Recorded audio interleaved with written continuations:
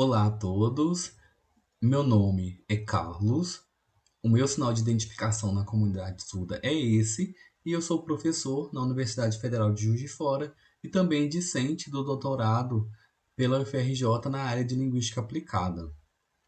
Nessa apresentação, eu vou explicar um pouco da minha tese que vem sendo desenvolvida sob orientação da professora Kátia Tavares, também vinculada ao UFRJ.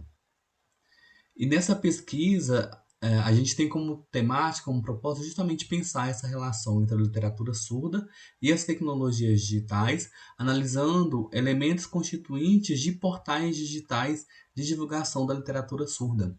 Então, nosso objetivo é justamente analisar os elementos constituintes de portais. Esta pesquisa que será apresentada trata-se dos resultados parciais da minha tese em andamento, tese esta vinculada ao PIPGLA, Programa de Linguística Aplicada da UFRJ, Programa Interdisciplinar de Linguística Aplicada da UFRJ, sob orientação da professora Kátia Tavares, que é a segunda autora deste estudo. Na tese, que ainda está em andamento, o nosso foco é pensar os processos de produção, distribuição ou circulação e recepção da literatura surda em contexto digital. Como que acontece esses processos de criação, divulgação e também a recepção, o acesso de pessoas surdas e ouvintes a essas obras no contexto digital. Então, a gente se volta para esses três processos: a produção, a circulação e a recepção da literatura surda no contexto digital. Então, esse é o tema principal investigado na minha tese de doutorado. A pesquisa, ela também se vincula a uma perspectiva socioantropológica de compreensão da surdez, que vai entender que o sujeito surdo, ele é constituinte de uma comunidade minoritária, tem uma língua, uma identidade e uma cultura própria. E esses sujeitos, eles se valem da literatura, do registro literário, para justamente representar e evidenciar a sua identidade, a sua cultura e também a sua língua. Por isso que a minha pesquisa se vincula a essa perspectiva de compreensão. Também é importante destacar que é evidente que as tecnologias digitais elas têm fomentado, elas têm modificado completamente a literatura surda, porque elas têm auxiliado inicialmente no processo de registro dessas obras literárias, assim como também têm auxiliado na sua divulgação. E mais recentemente, de maneira muito mais forte, as tecnologias também têm modificado a constituição da literatura surda, uma vez que elas têm fornecido aos criadores diferentes ferramentas e instrumentos de criação literária, possibilitando, por exemplo, recursos de gravação e edição de vídeos, tais como diferente enquadramento, zoom, vários recursos para a edição de vídeo. Então, as tecnologias elas têm possibilitado o registro, essa maior divulgação, e também têm alterado a constituição da literatura surda ao possibilitar ao criador esses diferentes elementos, essas diferentes ferramentas tecnológicas. Também dentro da literatura surda, dentro da área da literatura surda, as produções elas costumam ser englobadas em quatro categorias, ou seja, quatro estratégias relacionadas à sua divulgação, à sua circulação. Inicialmente, as produções do mercado editorial. No segundo grupo, obras de acesso livre que circulam no contexto digital, no contexto da internet. Também produções de egressos dos cursos de letras libras, que compartilham essas obras em redes sociais, como Facebook, Instagram, e que são próprias desses egressos, e também produções que circulam em espaços como a Associação de Surdos, escolas bilíngues, por exemplo.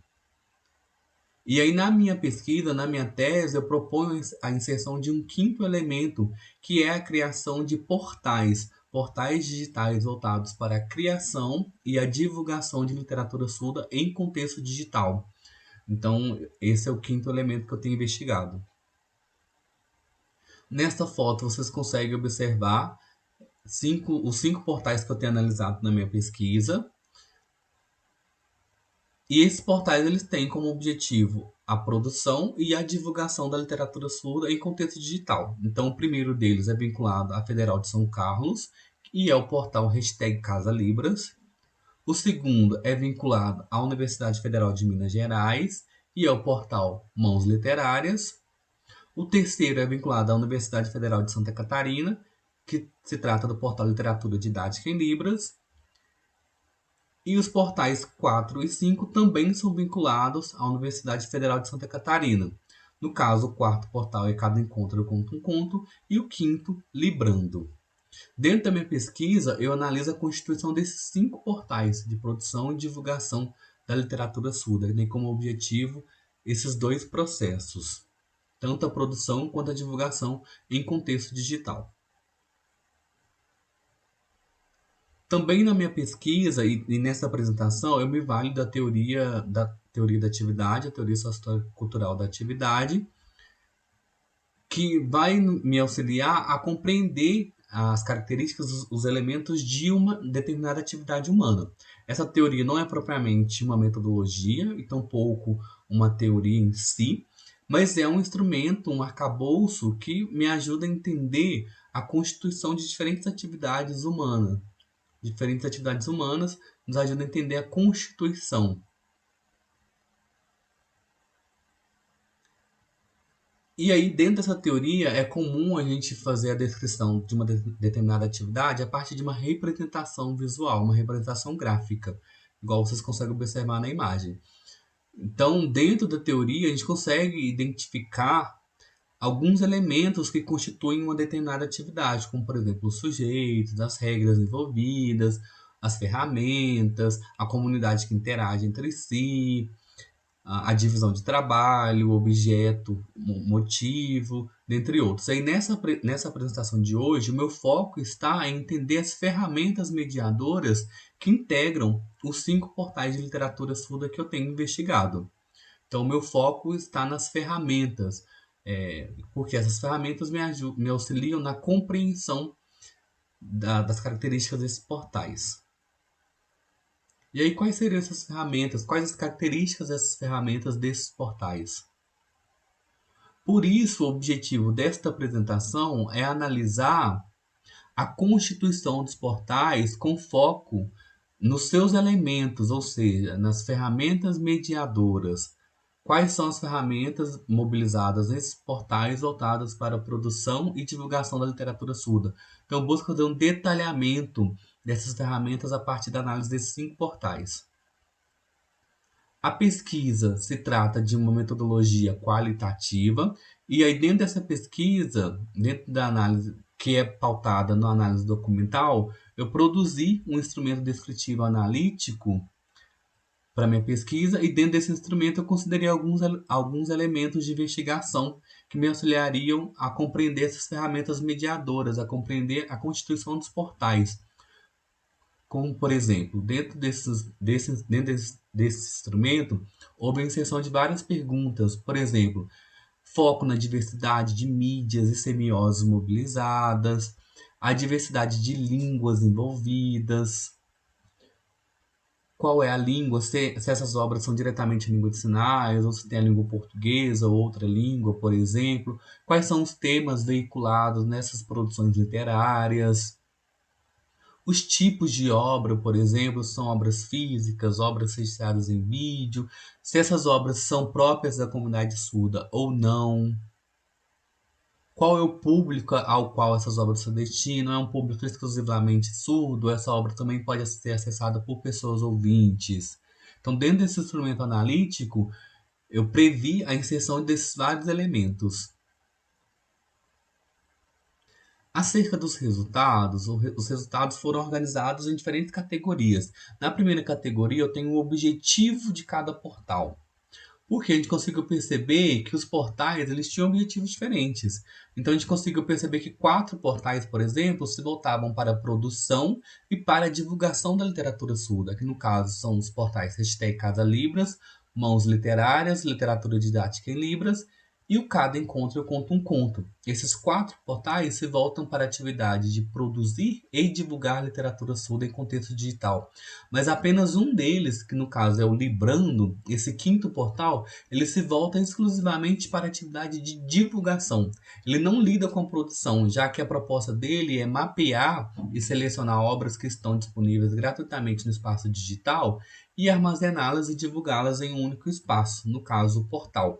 Então, por isso, acerca do objetivo, agrupamos os portais em 2 categorias. Uma primeira categoria voltada para a produção e a divulgação, e uma segunda categoria voltada só para a divulgação. Também a gente conseguiu perceber que acerca do uso da tecnologia mobilizada para a estruturação dos portais, conseguimos identificar que 4 dos portais se estruturam a partir de sites específicos, e apenas um deles é estruturado a partir de uma plataforma de compartilhamento de vídeos, no caso Vimeo. Então, nós conseguimos perceber que, em termos de estruturação, houve essa diferença de projetos que se valiam de estruturas de sites, de domínio próprio, e um único, que é o Literatura Didática em Libras, que é armazenado na plataforma Vimeo, plataforma de compartilhamento de vídeos. Também acerca das mídias mobilizadas, verificamos que todos os 5 portais compartilham obras registradas em vídeo. Uma vez que a gente sabe que a Libras ela é uma língua de modalidade visual espacial e o registro em vídeo é uma ferramenta, é uma tecnologia que condiz com as propriedades visuais espaciais dessa língua. Daí a necessidade e a existência de várias produções registradas em vídeo. Também conseguimos perceber que 2 dos portais, o Cada Encontro e o portal Librando, além dessas obras em vídeo, também compartilham outras mídias e recursos, como por exemplo, produções na língua portuguesa, atividades, recursos didáticos, também produções em Libras escrita através do sistema Signwriting, por exemplo. Então, esses 2 portais tinham essas outras características adicionais. Compartilhavam recursos didáticos, materiais didáticos, por exemplo. Percebemos também, acerca das línguas envolvidas, que os portais Mãos Literárias e Literatura Didática em Libras, eles são produzidos exclusivamente em Libras. As obras são registradas e divulgadas em língua de sinais. E os outros 3, o Cada Encontro, o Librando e o Hashtag Cada Libras, disponibilizam obras que seguem, de certa forma, uma perspectiva bilíngue, ao possibilitar, por exemplo, a divulgação de uma obra em Libras e a narração na língua portuguesa ou a escrita em legenda na língua portuguesa.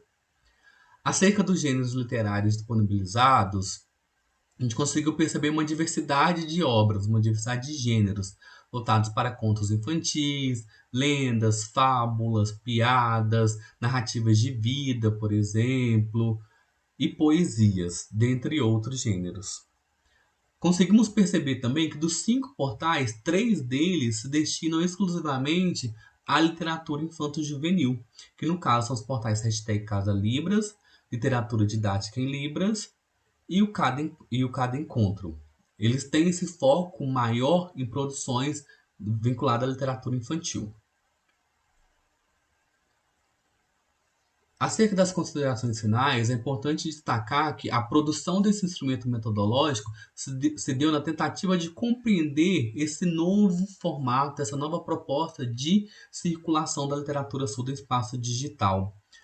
Então, acreditamos que, ao apresentarmos esse instrumento metodológico e sua constituição, ele pode auxiliar, por exemplo, na identificação e na compreensão mais direta das características dos portais de literatura surda. E também ele pode auxiliar, por exemplo, a futuros professores, pesquisadores ou sujeitos que queiram futuramente criar um portal de divulgação de literatura surda. Então, esse instrumento metodológico ele pode auxiliar futuramente pessoas que tenham interesse e desejo em produzir portais de literatura surda a reconhecer algumas das características já existentes em alguns desses portais, justamente com esse objetivo de produzir e divulgar a literatura surda.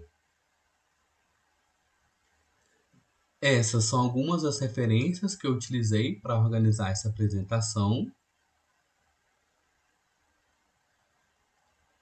E eu agradeço muitíssimo a todos pela atenção. Caso vocês tenham alguma dúvida, curiosidade, vocês podem entrar em contato via e-mail. Muito obrigado.